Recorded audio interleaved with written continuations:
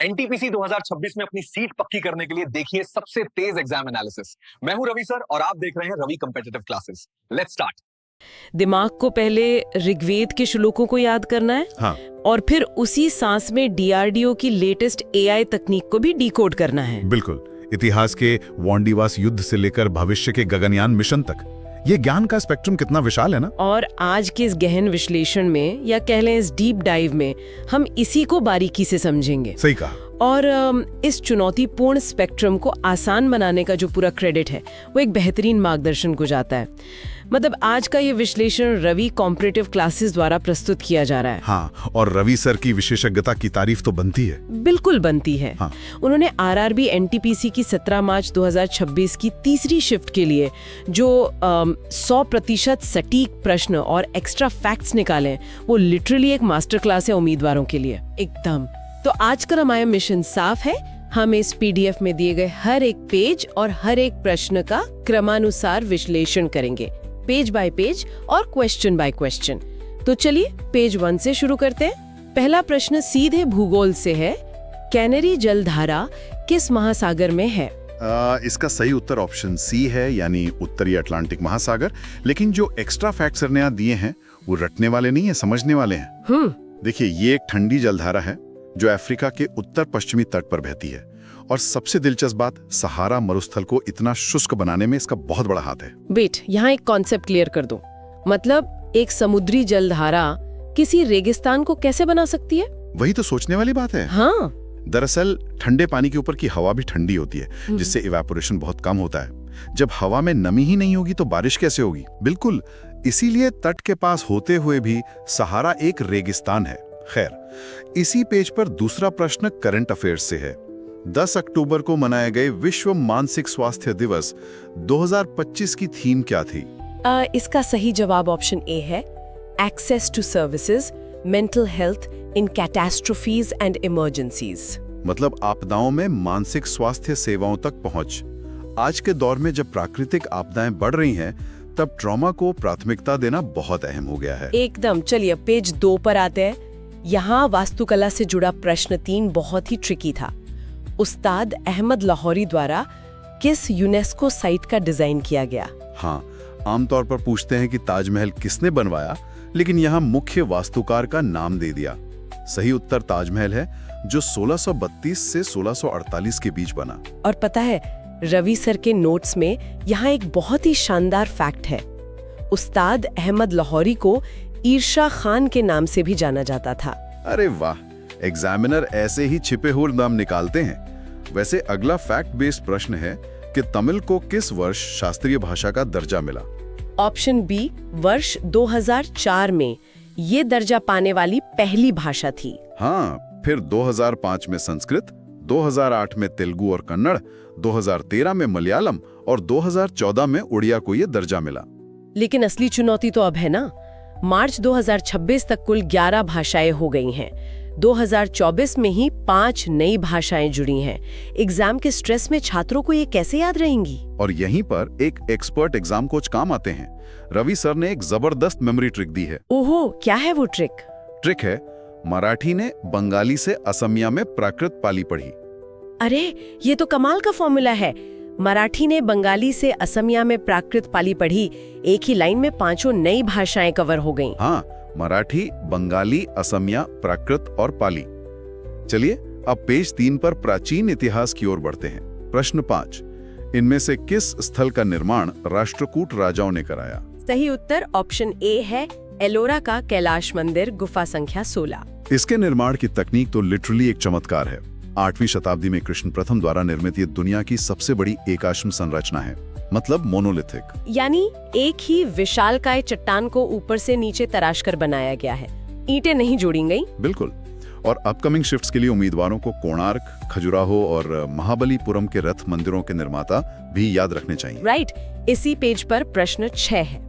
प्रसिद्ध वांडीवास का युद्ध 1760 में किनके बीच लड़ा गया? इसका सही उत्तर ऑप्शन बी है, ब्रिटिश और फ्रांसीसियों के मध्य, 22 जनवरी 1760 को। हाँ, सर आयरकूट और काउंट डी लाली के बीच। इसने भारत में फ्रांसीसियों का सपना खत्म कर दिया। बिल्कुल। अब पेज 4 पर आते हैं संस्कृति की ओर।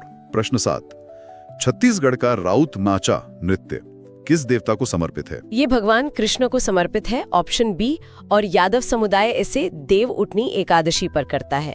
लेकिन रुकिए, पीडीएफ में यहाँ एक टीचर्स नोट है। ओह, क्या लिखा है सर ने? मैं पढ़कर सुनाती हूँ। बहुत ही आत्मीयता से लिखा है। मैं सुबह 10 बजे से लगातार 40 प्रश्नों का सबसे सटीक विश्लेषण लाता हूँ। कमर दर्द करने लगती है।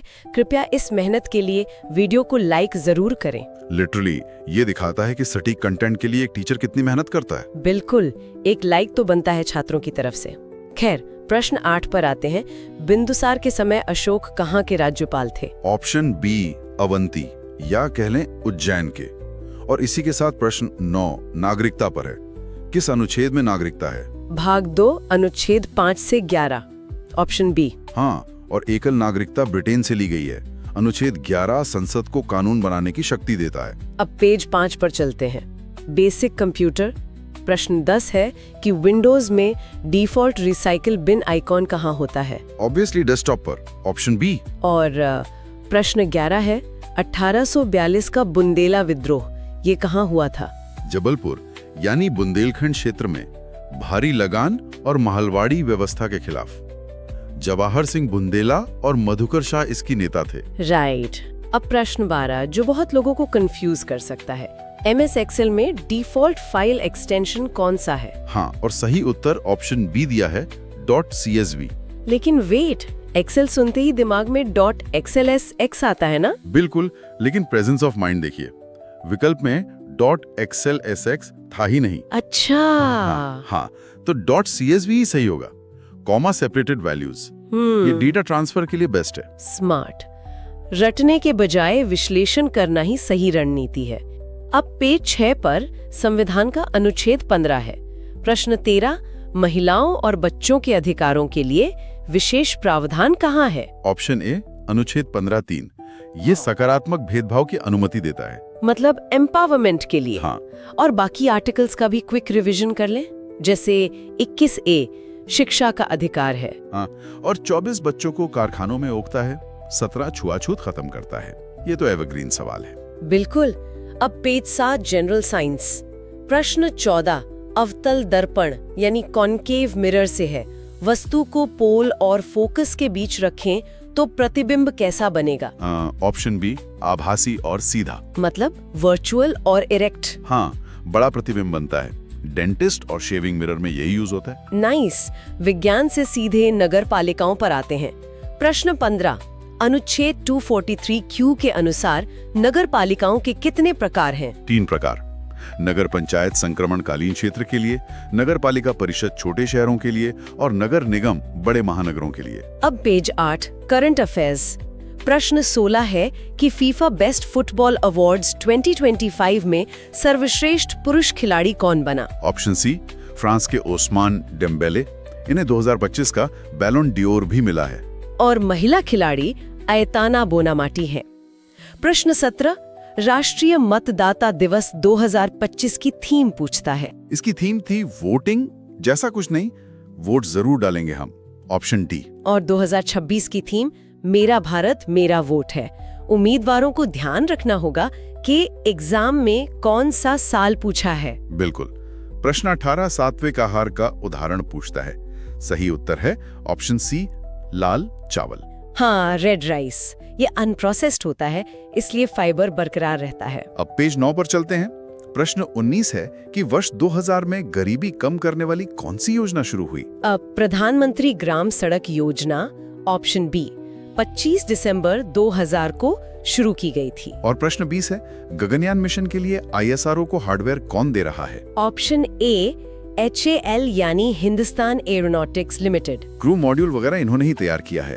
ये भारत का पहला मानव अंतरिक्ष उड़ान मिशन होगा। आप क्रोनोलॉजी समझिए। एक तरफ PMGSY जमीन पर कनेक्टिविटी बढ़ा रही है और दूसरी तरफ HAL और गगनयान अंतरिक्ष में। भारत दोनों मोर्चों पर आगे बढ़ रहा है। बिल्कुल। अब पेज 10 प्रश्न 21 भारत में नाइट शिफ्ट कार्य शर्तें किस कानून में आती हैं?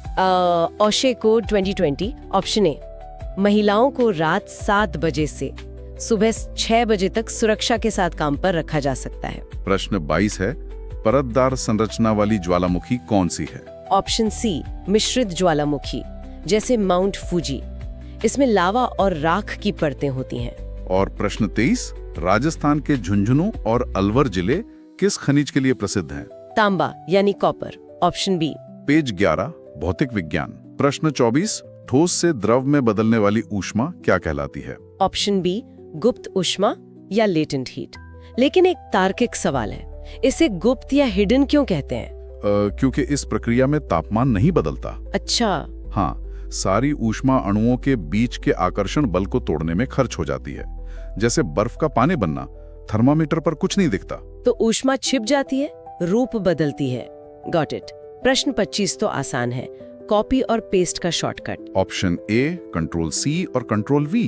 प्रश्न 26, डीआरडीओ का 22 दिसंबर 2025 को किसके साथ समझौता हुआ? ऑप्शन ए राष्ट्रीय रक्षा विश्वविद्यालय गांधीनगर, साइबर सुरक्षा और एआई तकनीक के लिए। अब पेज 12 पर आते हैं।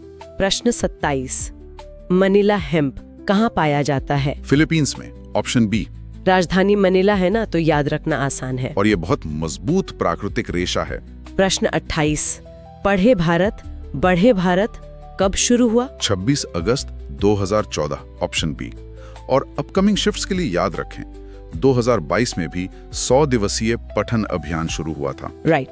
प्रश्न 29, हिमाचल प्रदेश, जम्मू कश्मीर और मसूरी किस हिमालय श्रेणी में आते हैं? लघु हिमालय यानी लेसर हिमालयाज। Option B.